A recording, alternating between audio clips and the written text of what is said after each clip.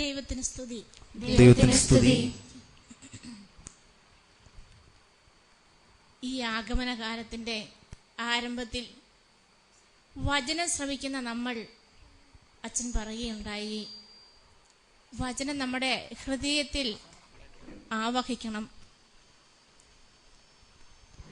മുറുകെ പിടിക്കേണ്ട വിളക്കുകൾ എറിഞ്ഞു കളയുകയും കത്തിച്ചെറിയേണ്ട പടക്കങ്ങൾ കയ്യിൽ സൂക്ഷിക്കുകയും ചെയ്യുന്നവർ ആകാതിരിക്കട്ടെ എന്ന് ആശംസിച്ചുകൊണ്ട് നമുക്ക് ധ്യാന വിഷയത്തിലേക്ക് കടക്കാം. ഇവിടെ മനോഹരമായിട്ട് പാടുകയുണ്ടായി ക്ഷമിക്കുന്ന സ്നേഹത്തെക്കുറിച്ച്. ഞാൻ നിങ്ങൾക്ക് എടുക്കാൻ പോകുന്നത് ക്ഷമിച്ചുകൊണ്ട് നിങ്ങൾ അനുഗ്രഹിക്കുക എന്ന വിഷയത്തിലേക്കാണ് കടക്കുന്നത്. നമുക്ക് പഴയ നിയമഭാഗത്തിലേക്കൊന്ന് കടക്കാം. ഉൽപ്പത്തിയുടെ പുസ്തകം 26-ാം അധ്യായം 16 മുതൽ 31 വരെയുള്ള വാക്യങ്ങൾ നിങ്ങൾ ശ്രദ്ധിച്ച് കേട്ടിരിക്കുക. അബീമേലെക്ക് ഇസഹാക്കിനോട് പറഞ്ഞു, ഞങ്ങളെ വിട്ടുപോകുക, നീ ഞങ്ങളെക്കാൾ കൂടുതൽ ശക്തനായിരിക്കുന്നു. ഇസഹാക്ക് അവിടെ നിന്ന് പുറപ്പെട്ട് ഗരാറിന്റെ താഴ്വരയിൽ കൂടാരമടിച്ചു. തന്റെ പിതാവായ അബ്രാഹത്തിന്റെ കാലത്ത് കുഴിച്ചതും അവന്റെ മരണശേഷം ഫിലിസ്ത്യർ നികത്തിക്കളഞ്ഞതുമായ കിണറുകളെല്ലാം ഇസഹാക്ക് വീണ്ടും കുഴിച്ചു. തന്റെ പിതാവ് കൊടുത്ത പേരുകൾ തന്നെ അവയ്ക്ക് നൽകുകയും ചെയ്തു.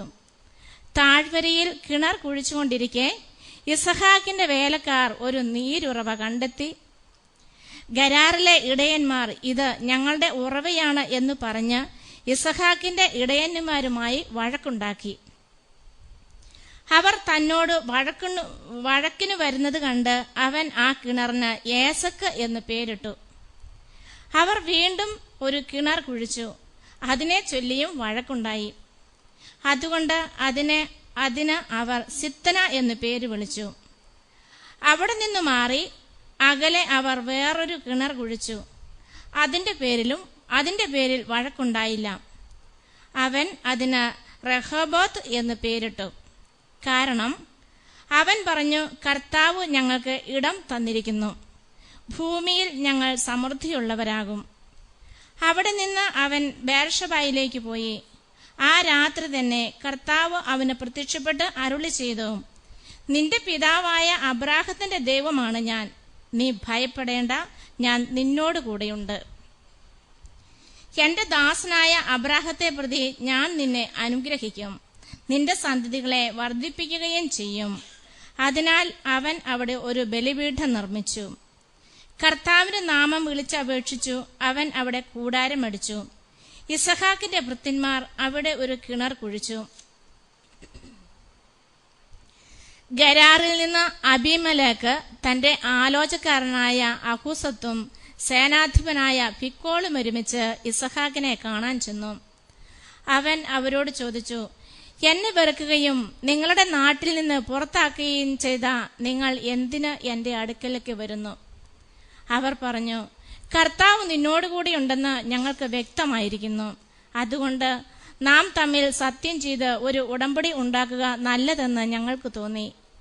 ഞങ്ങൾ നിന്നെ ഉപദ്രവിക്കാതിരിക്കുകയും നിനക്ക് നന്മ മാത്രം ചെയ്യുകയും സമാധാനത്തിൽ നിന്നെ പറഞ്ഞയക്കുകയും ചെയ്തതുപോലെ നീയും ഞങ്ങളെ ഉപദ്രവിക്കാതിരിക്കണം. നീ ഇപ്പോൾ കർത്താവിന്റെ അനുഗ്രഹീതനാണ്. അവൻ അവർക്കൊരു വിരുന്നൊരുക്കി. അവർ തിന്നുകയും കുടിക്കുകയും ചെയ്തു. രാവിലെ അവർ എഴുന്നേറ്റ് അന്യോന്യം സത്യം ചെയ്തു. ഇസഹാക്ക് അവരെ യാത്രയാക്കി. വ്യക്തമായിട്ട് മനസ്സിലായെന്ന് വിചാരിക്കുന്നു. ക്ഷമിച്ചുകൊണ്ട് അനുഗ്രഹിക്കുന്ന ഒരു പഴയ നിയമ ഭാഗമാണ് ഞാൻ നിങ്ങളുടെ മുമ്പിൽ വായിച്ചു കേൾപ്പിച്ചത്. ഉൽപ്പത്തിയുടെ പുസ്തകം 12-ാം അധ്യായം 3-ാം വാക്യത്തിൽ പറയുന്നുണ്ട്, നിന്നെ ഞാൻ അനുഗ്രഹിക്കും, നീ ഒരു അനുഗ്രഹമായിരിക്കും. വീണ്ടും മത്തായിയുടെ സുവിശേഷത്തിൽ പറയുന്നുണ്ട്, 5-ാം അധ്യായം 46-ാം വാക്യത്തിൽ പറയുന്നുണ്ട്, നിങ്ങളെ സ്നേഹിക്കുന്നവരെ മാത്രം സ്നേഹിച്ചാൽ എന്തു മേന്മയാണുള്ളത്, വിജാതീയരും അതുപോലെ ചെയ്യുന്നില്ലേ? പ്രിയപ്പെട്ട സഹോദരങ്ങളെ, ക്ഷമിച്ചുകൊണ്ട് അനുഗ്രഹിക്കുക അത്ര പ്രയാസമുള്ള കാര്യമുള്ള ഒന്നല്ല. എനിക്കും പറയാൻ എളുപ്പമായി, ഇവിടെ നിന്നുകൊണ്ട് പറയാം ക്ഷമിച്ചുകൊണ്ട് അനുഗ്രഹിക്കുക എന്ന്. പക്ഷെ ജീവിതത്തിലേക്ക് വരുമ്പോഴാണ് ഇതിന്റെ കഷ്ടപ്പാടുകളും ബുദ്ധിമുട്ടുകളും അറിയാവുന്നത്. പലരും ധ്യാനം കഴിഞ്ഞ് പോകുമ്പോൾ പറയുന്നുണ്ട്, ഇവിടെ ഇരിക്കുന്നത് നല്ലതാകുന്നു, 3 കൂടാരം ഉണ്ടാക്കാം, ഒന്ന് നിനക്കും ഒന്ന് എനിക്കും ഒന്ന് ഏലിയായ്ക്കും. പക്ഷെ വീട്ടിൽ ചെല്ലുമ്പോൾ തല തിരിഞ്ഞു പോകും, വീട്ടിലോട്ട് ചെല്ലുമ്പോൾ അസ്വസ്ഥതയാണ്. അതുകൊണ്ട് നമുക്ക് ഇവിടെ തന്നെ സമാധാനമായിട്ട് ജീവിക്കാം. എന്തുകൊണ്ടാണ് അങ്ങനെ പറയുന്നത്? ജീവിതത്തിലേക്ക് വചനം കടന്നു വന്നില്ല. ഞാൻ നിങ്ങളോട് ആദ്യം ഞാനൊരു വാക്ക് പറഞ്ഞായിരുന്നു, മുറുകെ പിടിക്കേണ്ട വിളക്കുകൾ എറിഞ്ഞു കളയുകയും കത്തിച്ചെറിയേണ്ട പടക്കങ്ങൾ കയ്യിൽ സൂക്ഷിക്കുകയും ചെയ്യുന്നവർ ആകാതിരിക്കട്ടെ എന്ന്. നമുക്ക് ക്ഷമിച്ചുകൊണ്ട് അനുഗ്രഹിക്കുന്ന ഒരു വചനഭാഗം പുതിയ നിയമത്തിൽ തന്നെ നമുക്ക് കാണാൻ സാധിക്കും. എവിടെയാണെന്നറിയാമോ? ലൂക്കായുടെ സുവിശേഷം 15 അധ്യായം 11 വാക്യത്തില് ധൂർത്തപുത്രന്റെ പിതാവ് ധൂർത്തടിക്കുന്ന സ്നേഹം. തന്റെ മകൻ കയറി വരുമ്പോൾ ആ മകനെ സ്നേഹം കൊണ്ട് ആശ്ലേഷിക്കുകയും വലിയ ഒരു വിരുന്ന് കൊടുത്ത് അവനെ സമൃദ്ധിയിലേക്ക് കടത്തിക്കൊണ്ടുവരികയും ചെയ്യുന്നു. അപ്പോൾ അവിടെ ഒരു ജ്യേഷ്ഠ സഹോദരനുണ്ട് പെറുപെറുക്കുന്നത്. നമ്മുടെയൊക്കെ വീടുകളിലും ഇങ്ങനെയൊക്കെ തന്നെ ഉണ്ടല്ലേ? വീട്ടിലുമില്ല ഇങ്ങനത്തെ? എന്തൊക്കെയാണ് വീട്ടിലെ പരാതികള്? ചേട്ടൻ പറയും, എനിക്ക് സ്ഥലം വീതം വെച്ചപ്പോൾ നല്ല സ്ഥലം അനുജന് കൊടുത്തു, എനിക്ക് പാറക്കെട്ട് തന്നെ അപ്പൻ തന്നു. ഇല്ലെങ്കിൽ കല്യാണം കഴിച്ചു പോകുന്ന പെൺകുട്ടികൾ പറയും, എനിക്ക് 10 പവനെ എനിക്ക് തന്നുള്ളൂ, ചേച്ചിക്ക് 10.5 പവൻ കൊടുത്തു. പിറുപിറുപ്പ് തുടങ്ങി. ഇല്ലെങ്കിൽ ജ്യേഷ്ഠാനിമാർ മക്കൾ പറയും, അവന് MSc വരെ പഠിപ്പിച്ചു, ഞാൻ 6ാം ക്ലാസ് വരെ പഠിപ്പിച്ചുള്ളൂ. ഇത് നമ്മുടെ വീടുകളിലൊക്കെ ഉള്ള ഒരു പഴഞ്ചൊല്ലാണ്.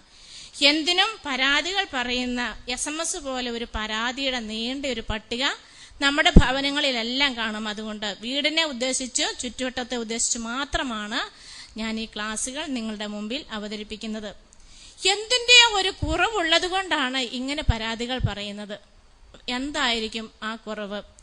വിലാപത്തിന്റെ പുസ്തകം 4 അധ്യായം 1 വാക്യത്തിൽ പറയുന്നുണ്ട്, സ്വർണം എങ്ങനെ മങ്ങിപ്പോയി, തങ്കത്തിന് എന്തു മാറ്റം സംഭവിച്ചു.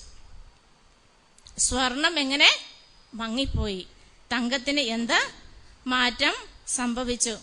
ഇത് നമുക്ക് പറയാൻ പറ്റും. ആ പെൺകുട്ടിയുണ്ടല്ലോ, കല്യാണം കഴിക്കുന്നത് വരെ നല്ല സ്വഭാവമായിരുന്നു. പക്ഷെ കല്യാണം കഴിച്ചപ്പോ എന്ത് പറ്റിയെന്ന് അറിയത്തില്ല. സ്വർണത്തിന് എന്ത്, തങ്കത്തിന് എന്ത് മാറ്റം സംഭവിച്ചു. അവൻ കല്യാണം കഴിക്കുന്നവരെ നല്ല സ്വഭാവമായിരുന്നു, മമ്മി മമ്മീന്ന് മാത്രമേ വിളിക്കുകയുള്ളായിരുന്നു. പക്ഷെ ഇപ്പം മമ്മീന്ന് അവന് ഒരിക്കലും വിളിക്കാറില്ല, തള്ളേന്നാ വിളിക്കുന്നത്. എന്തു പറ്റി അറിയത്തില്ല. ഇനി മറ്റൊന്ന് പറയുന്നത്, വല്യമ്മച്ചിക്ക് കുറെ നാൾ വരെ നല്ല സ്വഭാവമായിരുന്നു, ഇപ്പം ഭയങ്കര മർക്കടമുഷ്ടിയാ, എന്തിനും എല്ലാം വേണം. ഒരു 6-60 ഒരുപോലെയാന്ന് പറഞ്ഞ പോലെ എല്ലാത്തിനും ഇപ്പോൾ വാശിയാണ്. എന്താണ് സംഭവിച്ചത്? എന്റെ ഹൃദയത്തിന്റെ മലിനത ജീവിതത്തെ ഇരുളാക്കി തീർക്കുന്നു. ഇങ്ങനെ ഈ അസ്വസ്ഥതകൾ കാണിക്കുന്നതും ഒക്കെ ചെയ്യുമ്പോഴത്തേക്കും നമ്മുടെ ജീവിതത്തിന് ഒരു മങ്ങല് വരികയാണ് ചെയ്യുന്നത്. ജീവിതത്തിന് മങ്ങല് വരുമ്പോൾ സങ്കീർത്തനത്തിൽ പറയുന്നുണ്ട്, രാജകുമാരിയുടെ അഴകെല്ലാം ആന്തരികമാണ്. ഈ അഴകിന് മങ്ങല് വരുമ്പോഴാണ് നമ്മൾ പലതരത്തിലുള്ള പാപത്തിലേക്ക് കടന്നു ചെല്ലുന്നത്. പിന്നെ കടിഞ്ഞാനില്ലാത്ത മൃഗത്തിന്റെ സ്വഭാവമായി തീരും. പിന്നെ വായി വരുന്നത് എന്തോ അതങ്ങ് വിളിച്ചു പറയും. കടിഞ്ഞാനില്ലാതെ വരുമ്പോഴത്തേക്കും അത് മറ്റുള്ളവരുടെ ഹൃദയത്തെ മുറിപ്പെടുത്തുന്നു എന്ന് നമ്മൾ ചിന്തിക്കുന്നുമില്ല. ഒറ്റ ദേഷ്യത്തിന് പറയും, പിന്നെയാണ് കുറച്ച് കഴിയുമ്പോൾ അത്രയും പറയണ്ടായിരുന്നു എന്ന് നമ്മൾ ചിന്തിക്കുകയും ചെയ്യുന്നത്. അതുകൊണ്ട് മറ്റുള്ളവരുടെ ഹൃദയത്തെ മുറിപ്പെടുത്തുക തന്നെയല്ല, അതൊരിക്കലും ആർക്കും സുഖപ്പെടുത്താനും കൂടി സാധിക്കുകയില്ല. ഒരു ഡോക്ടറിന് ഒരു പക്ഷേ ശാരീരികമായ വേദനകളൊക്കെ സുഖപ്പെടുത്താം, പക്ഷേ മാനസികമായ വേദനകൾ ആര് സുഖപ്പെടുത്തും? അത് ഈ നിമിഷം തമ്പുരാന് മാത്രമേ സാധിക്കുകയുള്ളൂ. അതുകൊണ്ട് പ്രഭാഷകന്റെ പുസ്തകം 23 അധ്യായം 8 വാക്യത്തിൽ പറയുന്നുണ്ട്, പാപിയുടെ പതനത്തിന് കാരണം അവന്റെ ചുണ്ടുകളാണ്. നമുക്ക് ഇസഹാക്കിന്റെ ആ ജീവിതത്തിലേക്ക് ഒന്ന് കടന്നു നോക്കാം. ഇസഹാക്കിനെ പലപ്പോഴും അബിമേലെക്കും അഹൂസത്തും എല്ലാം ഇവരെ ദ്രോഹിച്ചിട്ടുണ്ട്. ഒരു കിണർ കുഴിക്കുമ്പോൾ അത് വന്ന് മൂടിക്കളയുക, അത് കഴിഞ്ഞ് മറ്റൊന്ന് കുഴിക്കുമ്പോൾ അതും മൂടിക്കളയുക. പക്ഷെ ഒരിക്കലും ഇസഹാക്ക് അവരോട് ഒരു വാക്ക് പോലും ഉരിയാടിയില്ല. നിങ്ങൾ എന്തുകൊണ്ട് ഇങ്ങനെ ചെയ്യുന്നു എന്ന് പറഞ്ഞ് പത്തി വിടർത്തി അവരുടെ നേരെ നിന്നിട്ടില്ല. ഇന്ന് നമ്മളാണെങ്കിൽ മിക്കവാറും അവിടെ കൊലപാതകം തന്നെ നടക്കാൻ സാധ്യതയുണ്ടാവും, ഇല്ലേ? ഒരു നിസ്സാരമായ ഒരു സംഭവം ഞാൻ പറയാം. ഞാനൊരു വീട്ടിൽ ചെന്നപ്പോഴത്തേക്കും ആ വീട്ടിൽ 5 പിടക്കോഴികളുണ്ട്. അയൽവക്കത്ത് ഈ ചേട്ടനും ചേട്ടത്തിക്കും മുട്ട ആവശ്യമുണ്ട്. പക്ഷേ ഈ 5 പിടക്കോഴികളിൽ 2 എണ്ണം അയൽവക്കത്തെ വീട്ടിലാണ് മിക്കവാറും. വൈകുന്നേരം ആകുമ്പോഴേ അത് തിരിച്ചു വരുവുള്ളൂ. അവർക്കൊന്നും പരാതി. ഒരു ദിവസം അവരെന്ത് ചെയ്തു, ഒരു പിടക്കോഴിക്കിട്ട് ഒരേരെറിഞ്ഞു. അതിന്റെ ഒരു കാല് ഒടിഞ്ഞു. അങ്ങോട്ടും ഇങ്ങോട്ടും വഴക്കായി. അവസാനം ഈ 5 കോഴി ഉണ്ടായിരുന്ന ഉടമസ്ഥൻ എന്ത് ചെയ്തു, 5നെയും കൂടെ പിടിച്ച് തല്ലിക്കൊന്ന് ചാറാക്കി. തീർന്നു, അല്ലേ?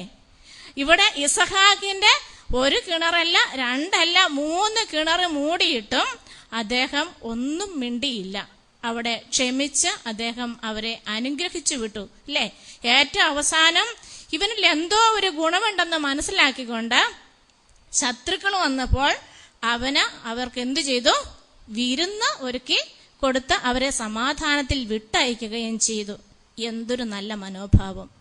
പ്രിയപ്പെട്ട സഹോദരങ്ങളെ, ഈ നിമിഷം നിങ്ങളുടെ ഉള്ളിലേക്കൊന്ന് കടന്നു ചെല്ലൂ. എനിക്കിതിന്റെ ഒരല്പമെങ്കിലും എൻ്റെ ജീവിതത്തിൽ ഉണ്ടോ? ഞാൻ ഇനി എങ്ങനെയാണ് ജീവിക്കേണ്ടത്? ഞാനും ഇങ്ങനെ ക്ഷമിച്ചുകൊണ്ട് മറ്റുള്ളവരെ അനുഗ്രഹിക്കേണ്ടവരല്ലേ? ഞാനൊരു വീട്ടിൽ ചെന്ന് കഴിഞ്ഞപ്പോഴത്തേക്കും അവിടെ ഒരു മരുമകളും അമ്മായിപ്പനും തന്നെ ഉള്ളൂ. മരുമകൻ അവിടെ ഇല്ല.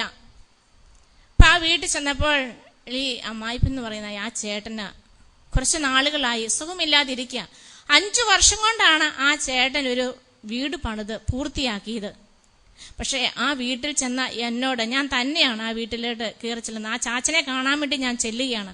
അപ്പോൾ ഈ മരുമകൾ പറഞ്ഞ വാക്കുകള്, ഇത് ഞാനൊന്ന് ചത്ത് കിട്ടിയിരുന്നെങ്കിൽ എന്ന് എന്റെ ഹൃദയത്തിൽ ചങ്കിന് കുത്തുന്ന പോലെ. ചിലർ പറയല്ലേ, ചങ്കി കുത്തുന്ന വർത്തമാനം പറയല്ലെന്ന്. ചങ്കി കുത്തുന്നത് പോലെ തോന്നി. ഇത് ഞാനൊന്ന് ചത്ത് കിട്ടിയിരുന്നെങ്കിൽ.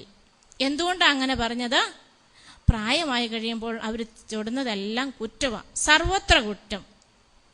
എന്ത് ചെയ്താലും അവരോടൊന്ന് വിട്ടുവീഴ്ച ചെയ്യുവാനോ അവരോട് ക്ഷമിക്കുവാനോ ക്ഷമിച്ചുകൊണ്ട് അവരെ സ്നേഹിക്കുവാനോ സാധിക്കുന്നില്ല. ഞാൻ ആദ്യം പറഞ്ഞു, മത്തായിയുടെ സുവിശേഷം 5-ാം അധ്യായത്തിൽ പറയുന്നുണ്ട്, നിങ്ങൾ സ്നേഹിക്കുന്നവരെ മാത്രം സ്നേഹിച്ചുകൊണ്ട് എന്തു മേന്മയാണുള്ളത്, വിജാതീരും ഇതുപോലെ ചെയ്യുന്നില്ല എന്ന്. നമ്മൾ ക്രൈസ്തവരായ നമുക്ക് നമ്മുടെ സഹോദരങ്ങളോട് ക്ഷമിക്കാൻ സാധിക്കുന്നില്ല. അതേസമയം നിങ്ങളൊന്ന് ചിന്തിച്ചു നോക്കിക്കേ, അക്രൈസ്തവരായ സഹോദരങ്ങൾ ഇന്ന് ഏറ്റവും കൂടുതൽ സ്നേഹമൊക്കെയുള്ള മുസ്ലിംസിനൊക്കെയാണ്. ഞാൻ ഒരുപാട് വീടുകളിൽ കൂടി ഹൗസ് വിസിറ്റിങ്ങിന് പോകുമ്പോഴൊക്കെ കാണാൻ സാധിക്കുന്നത്, പ്രായം ചെന്ന മുസ്ലിംസ് പേരൻസിനെ അവർ വളരെ സന്തോഷത്തോടെ ഏറ്റവും നല്ല രീതിയിലാണ് അവർ ശുശ്രൂഷിക്കുന്നത്, പ്രായം ചെന്നവരെ. അതേസമയം നമ്മുടെ ക്രൈസ്തവരായ മാതാപിതാക്കളെ പലപ്പോഴും അവരുടെ വീടുകളിൽ അവർക്ക് ഒത്തിരി കണ്ണുനീര് മാത്രമാണ് കഥകൾ ഒരുപാട് പറയാനുണ്ടാവും. മക്കളുടെ വേദനകൾ മക്കൾ വേദനിപ്പിക്കുന്ന വിധത്തില്. അപ്പോൾ അവർ പിന്നെ പറയുന്നതിന്, ഇനി എന്നാണ് നിങ്ങൾ കയറി വരുന്നത്? കാരണം അല്പം ആശ്വാസം കിട്ടാൻ വേണ്ടി വീടുകളിലൊക്കെ ഇപ്പോൾ 3 തട്ടുകളുണ്ട്. അറിയാമോ ഇല്ലയോ എന്ന് എനിക്ക് അറിഞ്ഞുകൂടാ. മാതാപിതാക്കള് ഒരു തട്ടില്, മക്കൾ വേറൊരു തട്ടില്, പ്രായം ചെന്നവർ ഒരു ചാർത്തില്. പ്രായം ചെന്നവർക്ക് അവർക്ക് അങ്ങോട്ടും ഇങ്ങോട്ടും മാത്രമേ സംസാരമുള്ളൂ. അവർ തന്നെ ഇരുന്ന് ഭക്ഷിക്കുന്നു, പിന്നെ പോയിരുന്ന് അവർ കുഞ്ഞുവർത്തമാനം പറയുന്നു. ഇനി അവരിൽ ഒരാൾ മരിച്ചു പോയാലോ പിന്നെ അവർക്ക് ആ ഭവനത്തിൽ ആരോടും മിണ്ടാനായിട്ട് സാധിക്കുന്നില്ല, ആരും അവരോട് മിണ്ടുന്നില്ല. നമ്മുടെയൊക്കെ ഭവനങ്ങളിൽ ഇങ്ങനെയൊക്കെയുള്ള ഒത്തിരി പോരായ്മകൾ വന്നു തുടങ്ങിയിട്ടുണ്ട്. ഇനി സഹോദരങ്ങളൊക്കെയാണ്, മക്കളാണെങ്കിലോ ഇന്നിപ്പോൾ 1-2 ഉള്ളൂ. മക്കൾ തന്നെ അവർ പറയുന്നുണ്ട്, ഞങ്ങൾ പങ്കുവെക്കുവാൻ ഞങ്ങൾക്ക് സഹോദരങ്ങളില്ലാത്തത് കൊണ്ടാണ് വീട്ടിൽ പ്രശ്നം ഞങ്ങൾ ഉണ്ടാക്കുന്നതെന്ന്. ഇനി ഒരു മകനോട് ചോദിക്കാൻ, നീ എങ്ങോട്ട് പോകുവാന്ന് ചോദിക്കാൻ പാടില്ല. ചോദിച്ചു പോയിട്ടുണ്ടെങ്കിൽ അമ്മയുടെ നേരെ അവന് കയർക്കും. ഒന്നും അവരോട് പറയാൻ പറ്റത്തില്ല. അവരുടെ ഇഷ്ടമനുസരിച്ച് അവർ ജീവിക്കുന്നു, അവർ പ്രവർത്തിക്കുന്നു. അവരുടെ റൂമില് അവരും അവരുടേതായ ലോകവുമാണ് ഉള്ളത്. പ്രഭാഷകന്റെ പുസ്തകം 8-ാം അധ്യായം 5-ാം വാക്യത്തിൽ പറയുന്നുണ്ട്, നമ്മളിങ്ങനെ കുറ്റം പറയുമ്പോൾ നിനക്കും തെറ്റു പറ്റിയിട്ടുണ്ട് എന്ന് ഓർക്കണം. നമ്മളെപ്പോഴും മറ്റുള്ളവരുടെ കുറ്റം പറയുമ്പോൾ ഓർക്കും, ഞാൻ നീതിമാനാണെന്ന്, അല്ലേ? എനിക്കൊരു തെറ്റുമില്ല. പലപ്പോഴും ഈ കുറ്റം പറയാൻ വേണ്ടി തന്നെ കുറെ ജനിച്ചവരുമുണ്ടോ എന്ന് എനിക്ക് ചിലപ്പോൾ സംശയം തോന്നിയിട്ടുണ്ട്. അപ്പോൾ നമ്മൾ ചിന്തിക്കേണ്ടത്, നമ്മൾ ഒരു വിരൽ അങ്ങോട്ട് ചൂണ്ടുമ്പോൾ ബാക്കി 4 വിരലും നമുക്ക് അനുകൂലമാണ്, നമ്മൾ അത്രയും തെറ്റുള്ളവരാണെന്നുള്ള മനോഭാവത്തോടെ മറ്റുള്ളവരുടെ തെറ്റുകൾ ക്ഷമയോടെ സഹിക്കുവാനുള്ള ഒരു മനോഭാവം നമുക്ക് ഉണ്ടായിരിക്കണം. ഇനി മറ്റൊന്ന്, ചാവറയച്ചൻ, വിശുദ്ധ ചാവറയച്ചനെ നിങ്ങൾ വിശുദ്ധനാക്കിയിരുന്നു. എന്നാ വിശുദ്ധ ചാവറയച്ചന്റെ വിശുദ്ധനാക്കിയത് എന്നാണെന്ന് നിങ്ങൾക്കറിയാമോ? എന്നാ നവംബർ 23 അല്ലേ? ചാവറയച്ചൻ പറയുന്നുണ്ട്, മാതാപിതാക്കൾ പരസ്പര ബഹുമാനവും സ്നേഹവും ആദരവും കാണിക്കുന്നില്ലെങ്കിൽ മക്കളും അവരെ ബഹുമാനിക്കുകയില്ല. ശരിയോ തെറ്റോ? മാതാപിതാക്കൾ പരസ്പരം സ്നേഹിക്കുകയും ആദരിക്കുകയും ചെയ്യുന്നില്ലെങ്കിൽ മക്കൾ അവരെ സ്നേഹിക്കുകയോ ആദരിക്കുകയോ ചെയ്യുകയില്ല. പ്രിയപ്പെട്ട സഹോദരങ്ങളെ, പല വീടുകളിലും ചെല്ലുമ്പോഴത്തേക്കും അപ്പനിപ്പം കയറി വരികയാണെന്ന് വിചാരിക്കുക. അപ്പോൾ മകൻ ആ ഫ്രണ്ടിലിരിക്കുകയാണ്, ഏറ്റവും മുൻവശത്തിരിക്കുകയാണെങ്കിൽ കാലുമേൽ കാലും വേറിട്ട് വെച്ചിട്ടാണ് അവനിരിക്കുന്നത്. അപ്പം വരുമ്പോൾ ഒന്ന് എഴുന്നേൽക്കുകയില്ല. എന്തുകൊണ്ടാണ് അങ്ങനെ ആയിത്തീർന്നത്? മാതാപിതാക്കൾ ചെറുപ്പത്തിലെ പഠിപ്പിക്കേണ്ട ചില ശീലങ്ങൾ. അപ്പൻ വരുമ്പോൾ അമ്മ എഴുന്നേറ്റ് കൊടുത്ത് പഠിപ്പിച്ചിരുന്നുവെങ്കിൽ ആ കുഞ്ഞത് കണ്ടുപഠിച്ച് അവനും പഠിക്കുമായിരുന്നു. ഇല്ലെങ്കിൽ അപ്പൻ പോകുന്ന സമയത്ത് മക്കളും അമ്മയും ചേർന്നിരുന്ന് അപ്പന്റെ കുറ്റം പറയും. ഇല്ലേ, അമ്മ പോകുന്ന സമയത്ത് അപ്പനും മക്കളും ചേർന്ന് അമ്മയുടെ കുറ്റം പറയും. ഇങ്ങനെ പല വീടുകളിലുമുണ്ട്. അപ്പോൾ ഈ കുറ്റം പറച്ചിലുകളും മറ്റുള്ളവരെ വിധിക്കുന്ന സ്വഭാവവുമൊക്കെ നമുക്ക് മാറ്റിയെടുക്കേണ്ട കാലം അതിക്രമിച്ചു കഴിഞ്ഞിരിക്കുന്നു. നമ്മളെ മാത്രമല്ല, നമ്മുടെ സഹോദരങ്ങളോട് ഈ സ്ഥലത്തിന്റെ ഇടപാടുകളിലും മറ്റു പല കാര്യത്തിനുമൊക്കെ ബിസിനസ്സൊക്കെ നടത്തുന്ന സാഹചര്യങ്ങളിലും നമ്മുടെ സഹോദരങ്ങളോട് ക്ഷമിക്കുവാനോ അവരോട് വിട്ടുവീഴ്ച ചെയ്യുവാനോ നമുക്ക് സാധിക്കുന്നുണ്ടോ? പരസ്പരം ഇനി സഹോദരങ്ങൾ അടുത്ത് താമസിക്കുന്നുണ്ട്, ഇല്ലെങ്കിൽ അയൽപക്കക്കാർ താമസിക്കുന്നുണ്ട്, അവരോടൊക്കെയുള്ള നമ്മുടെ പെരുമാറ്റ രീതികൾ എപ്പോഴും നമുക്ക് പാര വയ്ക്കണം, എങ്ങനെയെങ്കിലും അവനെ നശിപ്പിക്കണം. സഹോദരങ്ങൾക്കാണെങ്കിൽ പോലും അങ്ങനെയാണ് ആ ഒരു ചിന്താഗതി വരുന്നത്. എന്തുകൊണ്ടാണ്? ഈ ആധുനിക കാലഘട്ടത്തിൽ വചനങ്ങൾ കേൾക്കുന്ന നമുക്ക് നമ്മുടെ ഹൃദയത്തിലേക്ക് അതൊരിക്കലും കടന്നു ചെല്ലുന്നില്ല. കടന്നു ചെല്ലാതിരിക്കുന്നതിന്റെ കാരണം എന്തുകൊണ്ടാണ് കടന്നു വരാത്തത്? നമുക്ക് നീക്കിക്കളയാനുള്ള ഒരു മനോഭാവമില്ല. അതുപോലെ താഴാനുള്ള താഴ്മയോടെ മറ്റുള്ളവരുടെ മുമ്പിൽ താഴാനുള്ള ഒരു മനോഭാവമില്ല. ഒരു പഴഞ്ചൊല്ലുണ്ടല്ലോ, താണ നിലത്തെ നീര് ഓടുവെന്ന്. മറ്റുള്ളവരുടെ മുമ്പിൽ, നമ്മുടെ സഹോദരങ്ങളുടെ മുമ്പിലായിരിക്കാം, ഇല്ലെങ്കിൽ അയൽവക്കക്കാരുടെ മുമ്പിലായിരിക്കാം, അവരുടെ എല്ലാം മുമ്പിൽ നമുക്കൊന്ന് തലകുനിക്കേണ്ടി വന്നാൽ തലകുനിക്കുകയാണെങ്കിൽ തീർച്ചയായും ദൈവം നമ്മളെ സമൃദ്ധമായിട്ട് അനുഗ്രഹിക്കും. വേറൊന്ന്, പലപ്പോഴും വീടുകളിൽ ഇന്ന് സംഭവിച്ചുകൊണ്ടിരിക്കുന്ന ഒരു കാര്യം ആണ് മോശമായ സംസാര രീതി. ഇത് കുഞ്ഞുങ്ങൾക്കൊന്നും മനസ്സിലാകുകയല്ല, സാരമില്ല, അവർക്ക് എന്നാ മനസ്സിലാകാനാ എന്ന് വിചാരിച്ച് മൂത്തവരിരുന്ന പല മോശമായ കാര്യങ്ങളും സംസാരിക്കാറുണ്ട്. പക്ഷേ കുഞ്ഞുങ്ങൾ ടേപ്പ് റെക്കോർഡാണ്. 5 വയസ്സുള്ള കുഞ്ഞുങ്ങളുടെ കാലഘട്ടത്തിൽ അവർക്ക് നല്ല കാര്യങ്ങൾ കേൾക്കുന്നില്ല എങ്കിൽ തീർച്ചയായും കുഞ്ഞുങ്ങൾ മോശമായ രീതിയിൽ കൂടി മാത്രമേ വളർന്നു വരികയുള്ളൂ എന്ന സത്യം നിങ്ങൾ വ്യക്തമായിട്ട് അറിഞ്ഞിരിക്കേണ്ടതാണ്. വാർദ്ധക്യത്തിൽ നമുക്ക് നല്ല ശുശ്രൂഷ ലഭിക്കണമെങ്കിൽ എന്തു ചെയ്യണം? നമ്മുടെ കുഞ്ഞുങ്ങളെ നമ്മൾ ക്രിസ്തീയ രീതിയിൽ വളർത്താൻ ശ്രമിക്കണം. ഇന്ന് നല്ലൊരു ശതമാനം മാതാപിതാക്കൾക്ക് ഏറ്റവും വലിയ തീഷ്ണതയുള്ളത് ട്യൂഷന് വിടുക എന്നുള്ളതാണ്. ഞായറാഴ്ചയാണെങ്കിൽ അത് കുർബാനയ്ക്ക് പോലും നിൽക്കേണ്ടതില്ല എന്നുള്ള ഒരു മനോഭാവത്തോടു കൂടിയാണ് കുഞ്ഞുങ്ങളെ ട്യൂഷന് വിടുന്നത്. ഞാൻ 3-4 വർഷത്തിന് മുമ്പ് കുറ്റിപ്പുറം എന്ന സ്ഥലത്ത് ആയിരുന്ന സമയത്ത് അവിടെ രാവിലെ ഒരു മുസ്ലിം കൊച്ച് കരഞ്ഞോണ്ട് വരുന്ന ഞാൻ കാണുന്നുണ്ട്. നാഷണൽ ഹൈവേ കൂടെ പോവുക. അപ്പം നോക്കുമ്പോൾ എന്താണെന്നറിയാവോ, ആ കൊച്ചിന്റെ കയ്യേല് ഉമ്മ പിടിച്ചിട്ടുണ്ട്. ഈ കൊച്ചിനെ വലിച്ചോണ്ട് പോകുക മദ്രസയിലേക്ക്. അതിരാവിലെ മദ്രസയിൽ ചെന്നില്ലെങ്കിൽ നല്ല തല്ല് കിട്ടും. അതുകൊണ്ട് അവനെ വലിച്ചോണ്ട് പോവുക ഉമ്മ. കയ്യില് ഒരു വടിയുമുണ്ട്. സഹോദരങ്ങളെ, ഇന്ന് നമുക്ക് എന്തുമാത്രം തീഷ്ണതയുണ്ട് വേദോപദേശം നൽകുന്നതിൽ. നിങ്ങൾ മക്കളെ ആ രീതിയിൽ വളർത്താറുണ്ടോ? ഞാനൊരു വീട്ടില് ഒരു ശനിയാഴ്ച കയറി ചെല്ലാണ്. ഒരാഴ്ച കഴിഞ്ഞിട്ട് ഒരു വീട്ടിൽ ചെന്ന് കയറിയപ്പം ഞാൻ ചോദിച്ചു, കഴിഞ്ഞ ഞായറാഴ്ച എന്താ ചേട്ടാ മോനെ പള്ളിയിൽ പറഞ്ഞു വിടാതിരുന്നത്? ഓ എന്റെ സിസ്റ്ററെ, 5 ദിവസം സ്കൂളിൽ പോകുന്ന കൊച്ചിന് ഒരു ദിവസമെങ്കിലും വിശ്രമം വേണ്ടേന്ന്. നമുക്ക് വിശ്രമം എന്ന സാബത്ത് ദിവസം അല്ലേ? അപ്പോൾ 6-ാം ദിവസം അവൻ ഒന്ന് കിടന്നുറങ്ങുന്നതിൽ വലിയ തെറ്റൊന്നുമില്ല എന്ന് ആ രക്ഷിതാവിനോട് പറഞ്ഞു. ഇന്ന് പലപ്പോഴും അവധി വന്നു കഴിയുമ്പോൾ നമുക്ക് എത്ര പേർക്ക് ഈ തീഷ്ണതയുണ്ട് നമ്മുടെ മക്കളെ ആത്മീയമായി ദേവാലയത്തിൽ പറഞ്ഞു വിടാനും. അതുപോലെ തന്നെ കുഞ്ഞുങ്ങൾ കുമ്പസാരിക്കുന്നുണ്ടോ? ചെറുപ്പകാലങ്ങളിൽ നമ്മളെ ക്രിസ്തീയ രീതിയിൽ വളർത്തിയില്ല എങ്കിൽ പ്രാർത്ഥിക്കുക അല്ലെങ്കിൽ വാർദ്ധക്യ സമയത്ത് മാതാപിതാക്കളെ മക്കൾ നോക്കുന്നില്ല എന്ന് പറയുന്നതിൽ അതിശയോക്തി ഒട്ടുമില്ല. കാരണം അവരെ ആ രീതിയിലല്ല വളർത്തിക്കൊണ്ടുവരുന്നത്. അവർക്ക് ഏറ്റവും കൂടുതൽ ബൗദ്ധികമായ വളർച്ചയിൽ ഇന്ന് മാതാപിതാക്കൾ ആനന്ദം കൊള്ളുന്ന ഒരു സാഹചര്യമാണത്. അവനെ എന്തുമാത്രം വളർത്തണം, MSc വരെ പഠിപ്പിക്കണം, ഏതെല്ലാം രീതിയിലാണ് അവന്റെ കഴിവുകൾ വികസിപ്പിച്ചു കൊടുക്കേണ്ടത്, ആ രീതിയിലെല്ലാം വികസിപ്പിച്ചു കൊടുക്കുന്നതിൽ മാത്രമേ ഇന്ന് മാതാപിതാക്കൾക്ക് ശ്രദ്ധയുള്ളൂ. ഇനി വലിയൊരു സംഭവം ഞാൻ നിങ്ങളുടെ മുമ്പിൽ അവതരിപ്പിക്കാം. ഒരു പാവപ്പെട്ട കുടുംബമാണ്. ആ കുടുംബത്തില് അപ്പനും അമ്മയും അതിരാവിലെ 3 മണിക്ക് എഴുന്നേൽക്കും. ഇവര് 2 പേരും കൂടി ഇരുന്ന് കൊന്ത ചൊല്ലും.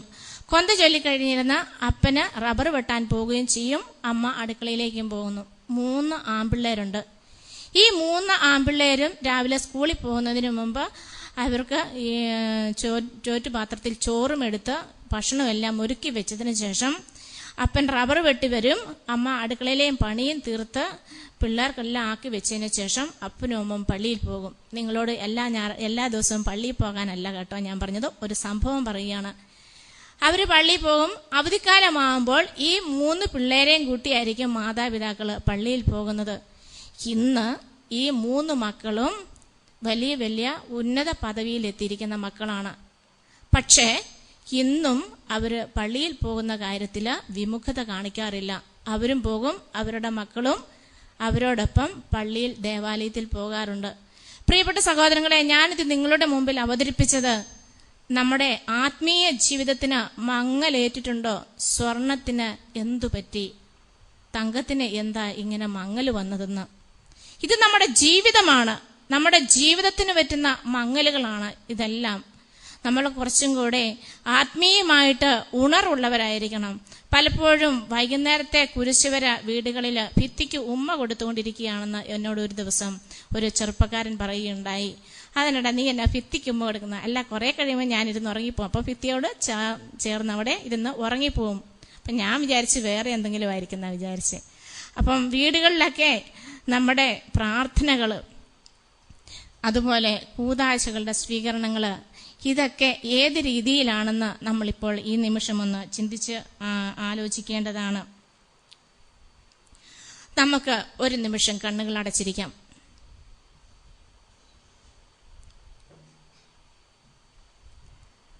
നമ്മുടെ ഉള്ളിന്റെ ഉള്ളിലേക്ക് നമുക്കൊന്ന് കടന്നു ചെല്ലാം. ആ ഇസഹാക്കിന്റെ മനോഭാവം എൻ്റെ സഹോദരങ്ങളോട്, എൻ്റെ മാതാപിതാക്കളോട്, എൻ്റെ മക്കളോട് എനിക്കുണ്ടോ? ഒന്ന് വിട്ടുവീഴ്ച ചെയ്യുവാനോ സമൂഹത്തിലുള്ളവരോട് അവരെ സ്നേഹിക്കുവാനോ അതുമല്ല അവർക്ക് വേണ്ടി പ്രാർത്ഥിക്കുവാനോ എനിക്ക് സാധിക്കുന്നുണ്ടോ? എൻ്റെ ബന്ധങ്ങൾ ഇന്ന് ബന്ധനങ്ങളായി മാറിയിട്ടുണ്ടോ? ചെറുപ്പകാലത്ത് ചൊല്ലിയിരുന്ന പ്രാർത്ഥനകൾ ഇപ്പോൾ ഞാൻ പലതും മറന്നു പോയിട്ടുണ്ടോ? എൻ്റെ സൗഹൃദം, അയൽവക്കക്കാരുമായിട്ടുള്ള സൗഹൃദം, സഹോദരങ്ങളുമായിട്ടുള്ള സൗഹൃദം, മാതാപിതാക്കളുമായിട്ടുള്ള ബന്ധം അറ്റുപോയോ? നമുക്ക് സ്നേഹം കൊണ്ട് മാത്രമേ ഒരാളെ വീണ്ടെടുക്കാൻ സാധിക്കുകയുള്ളൂ. ഇല്ലാതെ വേറെ ഒരു തരത്തിലും അതുകൊണ്ടാണ് പറയുന്നത്, ധൂർത്തപുത്രനെ സ്നേഹം കൊണ്ടാണ് ആ പിതാവ് വീണ്ടെടുത്തത്. ഇസഹാക്ക് തന്റെ ശത്രുക്കളെ സ്നേഹം കൊണ്ടാണ് വീണ്ടെടുത്തത്, അവരെ അനുഗ്രഹിച്ചത്. ഇനിയും നമുക്ക് പഴയ നിയമത്തിൽ മറ്റൊരു സംഭവം കൂടിയുണ്ട്. സമയം തീർന്നുപോയി. ജോസഫിന്, ആ 12 മക്കളിൽ ഏറ്റവും ഇളയനായ ജോസഫിനെ തന്റെ സഹോദരങ്ങൾ വിറ്റഴിച്ചപ്പോഴും അവൻ തിരിച്ചു വന്ന ആ സഹോദരങ്ങളോട് പക വീട്ടിയില്ല. പ്രത്യുത അവരെ സ്നേഹിക്കുകയാണ് ചെയ്തത്. അവരോട് പരിപൂർണമായി നിരുപാധികം ക്ഷമിച്ചുകൊണ്ട് അവനെ തന്റെ മാറോട് ചേർത്തണയ്ക്കുന്ന ഒരു ജ്യേഷ്ഠനായ ഒരു പിതാവിനെ പോലെ നമുക്കവിടെ ജോസഫിനെ കാണാം. ഇതുപോലെ ഈ നിമിഷം നമുക്ക് തമ്പുരാന്റെ കരങ്ങളിലേക്ക് നമുക്ക് ചെന്നു ചേരാം. നമുക്കൊരുപാട് തെറ്റുകൾ പറ്റിയിട്ടുണ്ടാവാം, ക്ഷമിക്കാൻ സാധിക്കുന്നില്ലാവും. ഒരുപക്ഷെ നമ്മൾ തെറ്റുകളൊന്നും ചെയ്യാഞ്ഞിട്ടായിരിക്കും നമ്മൾക്ക് വേദന നമ്മുടെ സഹോദരങ്ങളിൽ നിന്നോ സഹപാഠികളിൽ നിന്നോ അയൽപക്കക്കാരിൽ നിന്നോ ഒക്കെ കിട്ടിയിരിക്കുന്നത്. എങ്കിലും ഇതൊക്കെ ക്ഷമിക്കുവാനും നമുക്ക് ശക്തി ലഭിക്കുവാനും തമ്പുരാന് മാത്രമേ സാധിക്കുകയുള്ളൂ. നമുക്കൊരു നിമിഷം നമ്മളെ തന്നെ തമ്പുരാന്റെ കരങ്ങളിൽ സമർപ്പിച്ചുകൊണ്ട് നമുക്ക് പ്രാർത്ഥിക്കാം. ദൈവമേ, എനിക്ക് ക്ഷമിക്കുവാനും എൻ്റെ സഹോദരങ്ങളെ ക്ഷമിച്ചുകൊണ്ട് അനുഗ്രഹിക്കുവാനുള്ള വലിയ കൃപ എനിക്ക് തന്ന് എന്നെ അനുഗ്രഹിക്കണമേ എന്ന് നമുക്ക് പ്രാർത്ഥിക്കാം.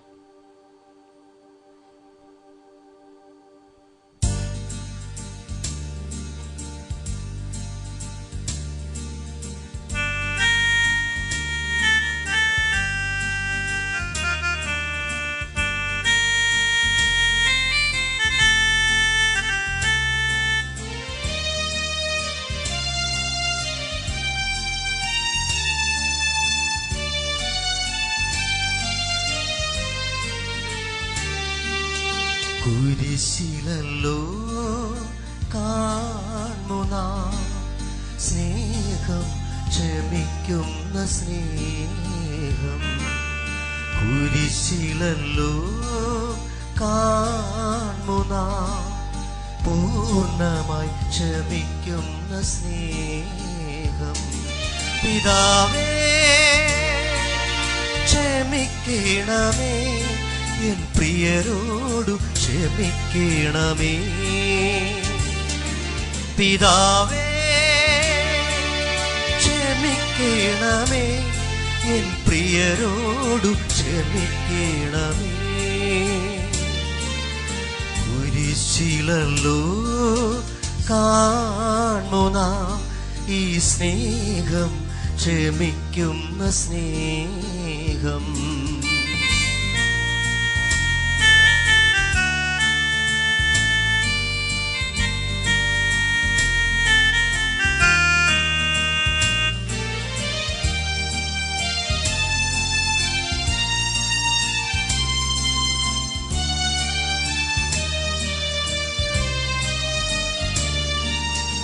എന്നുമെന്നെത്തിത്തടത്തിലെന്നേശുവേ കുരിശുകളെത്രയോ ഞാൻ വരച്ചു.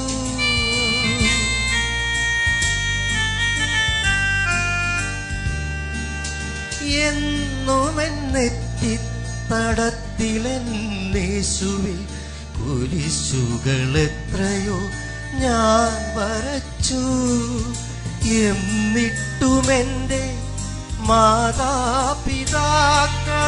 അയൽക്കാരനോടു ഞാൻ ക്ഷമിച്ചില്ലല്ലോ.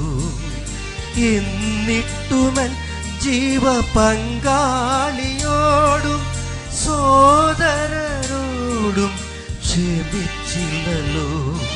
പിതാവേ ക്ഷമിക്കണമേ, എന്നോടു ക്ഷമിക്കണമേ.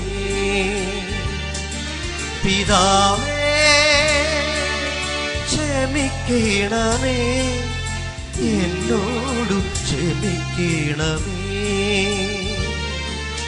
കുരിശിലല്ലോ കാണുന്നു നാം സ്നേഹം, ക്ഷമിക്കുന്ന സ്നേഹം. നമുക്ക് എഴുന്നേറ്റ് നിന്ന് പാടാം. എഴുന്നേറ്റ് നിന്ന് പാടാം.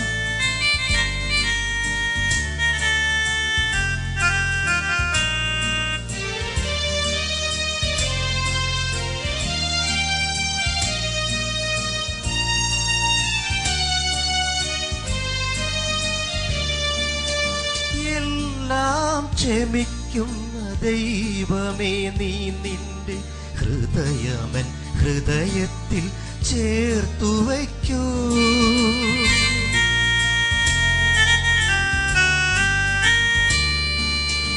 എല്ലാം ക്ഷമിക്കുന്ന ദൈവമേ നീ നിന്റെ ഹൃദയമൻ ഹൃദയത്തിൽ ചേർത്തു വയ്ക്കൂ.